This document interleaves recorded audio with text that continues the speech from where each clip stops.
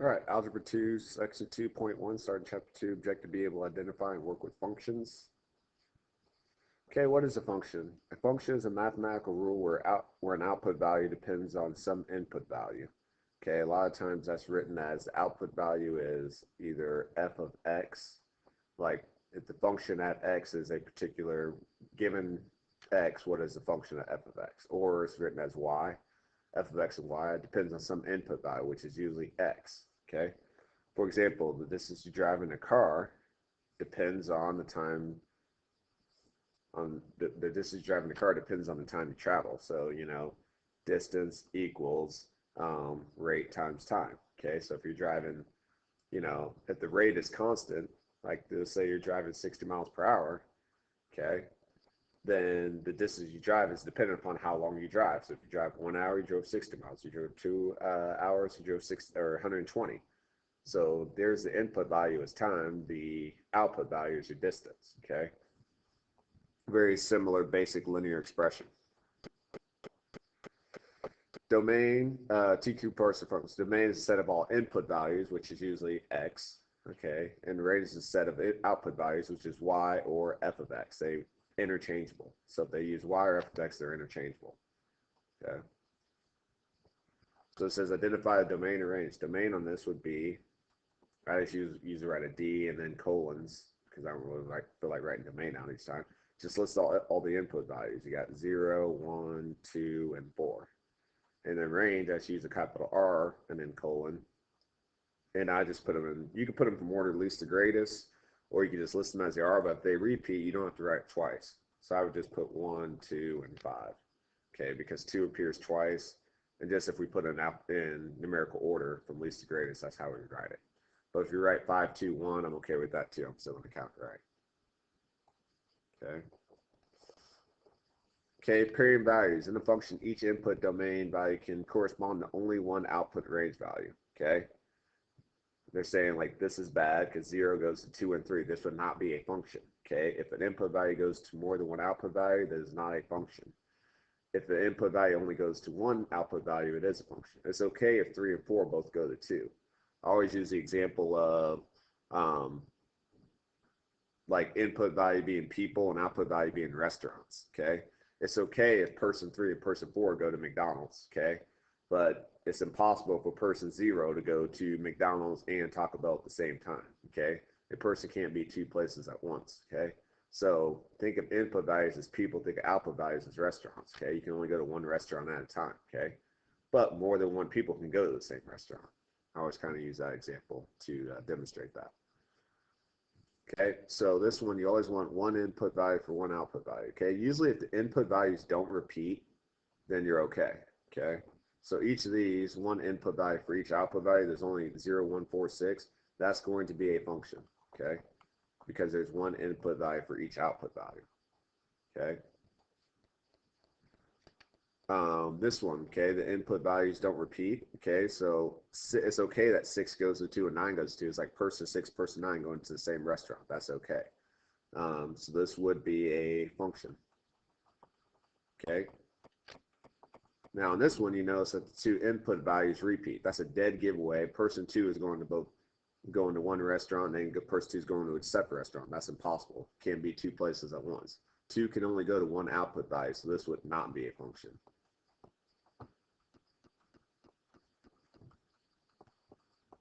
Okay.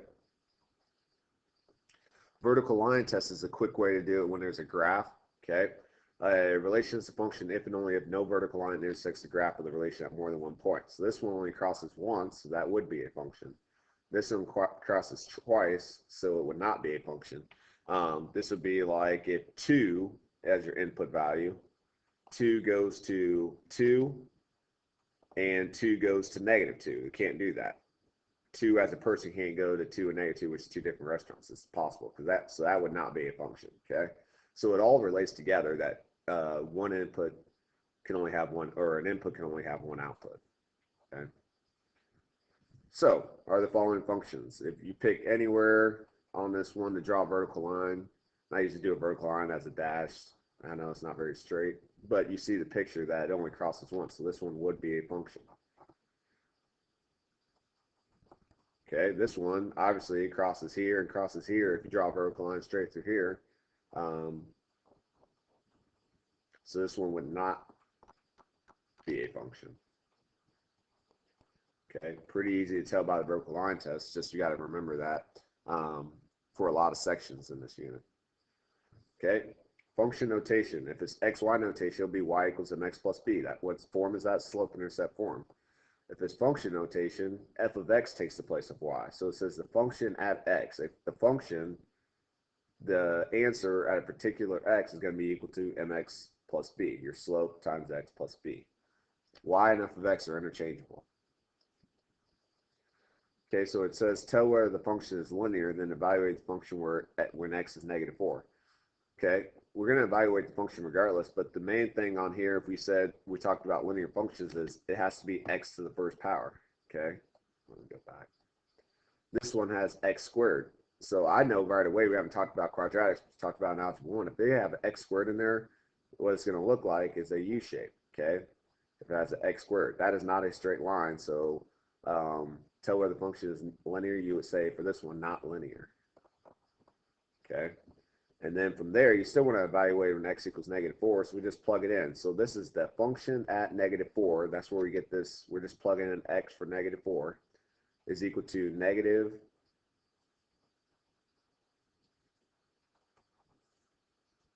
Let's change colors. So negative parentheses -4 squared minus 2 times -4 plus 7. Okay, so then you could keep writing f of -4 right at the end. I think I'm just going to keep writing it just so you don't change this left side. This is just y. We're solving for y. So just keep writing the function at -4 equals -4 squared is 16. So we'd have -16. You can keep it in parentheses or not, because that -4 squared is 16. We still have that negative on the outside. -2 times -4 is +8 plus 7. Okay, so we end up with -16 because we're going to distribute that. I'll even write it again. You don't have to write this out that many times, but -16 plus 8 plus 7, okay, which equals, so the function at -4 equals -16 plus 8 is -8 plus 7 is -1. That'd be your answer, okay? So it's not linear, but it still has, it's still a function because for the input of -4, the output is -1. On this one, we have x to the first power, okay? If it's x to the first power, it is linear, so let's just draw a line separating these. Okay, so this one you would write linear. Okay, and then we're just going to plug in. So the function of g at -4 is equal to 5 times -4 plus 8. I'm running out of room. Okay, so g at -4. Remember, we don't change this side. A lot of people mess up by changing that side. Don't do it. 5 times -4 is -20 plus 8, which is -12. So the function of g at -4 equals -12. Okay, so that's what you need to put for both of those. You should be able to tell whether it's linear. If it's x to the first power, which you're not going to write a 1, but if it's x to the first power, then it's linear. If it's x squared, x cubed, anything else, it's not linear. Okay, these are the same problems. I'll let you guys do these on your own, tell whether it's linear or not linear, and then plug in -2 for x and solve it. Okay, make sure you're careful that you plug in negatives. You're going to use your calculator. Make sure you use parentheses when you use powers, because otherwise it'll mess it up. A lot of people miss answers because they don't put parentheses around it. Okay, since 2-1 was short, we're going to go on to 2-2. Determine and work with slope. Okay, you've talked about slope before, but this is going to be a quick reminder. Okay, positive, negative, 0, undefined slope. Okay, you just got to read left to right. If you're reading left to right and the graph is going up, you're going up a hill, it's a positive slope. You read left to right and you're going down, you're sliding down a hill, it's negative slope. If it's a horizontal, the slope is 0. This would also be written as y equals 0. Okay, if it has, or sorry, the slope would be 0. Okay, it would be like walking on a flat ground, walk across the floor. Okay, walk across the floor, you're not rising, not falling on this flat slope, so the slope is 0. Okay, and the last one is undefined slope. All right, this is actually when you divide by 0 on the slope. We'll get into that a little bit more, but if it's straight up and down, you cannot define a slope. It's undefined. I always talk about, you can walk up a hill, you can walk down a hill, you can walk on a flat line, but can you walk up a wall? Probably not, so it's undefined. Okay. Parallel lines, okay?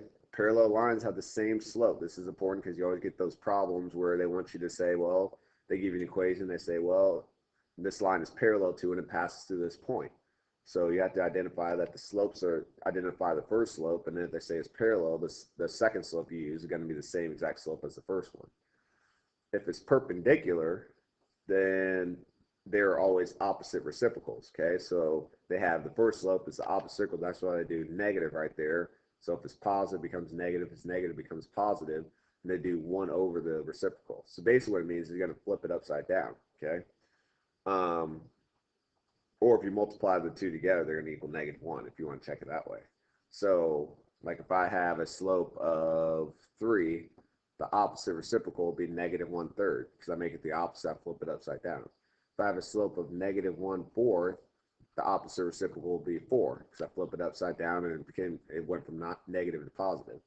If I had a slope of 2, 3, the opposite reciprocal will be -3/2 because I flip it upside down and make it the opposite, okay? So you just need to know how to make it the opposite reciprocal for perpendicular lines to find a new slope.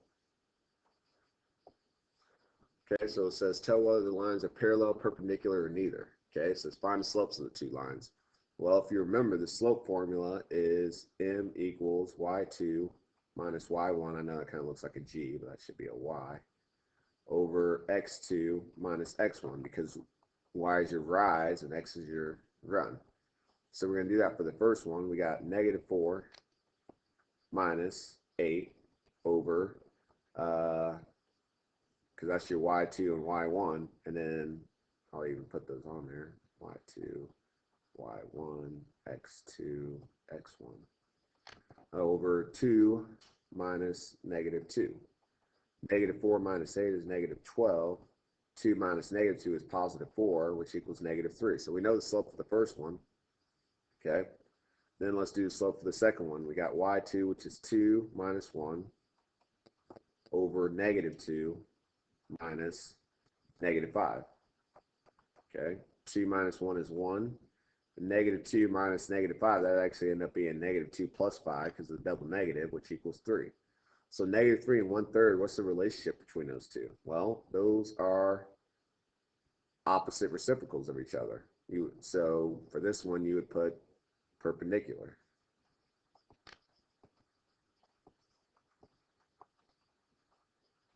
That's bad R, but perpendicular because they're opposite reciprocals of each other. Okay.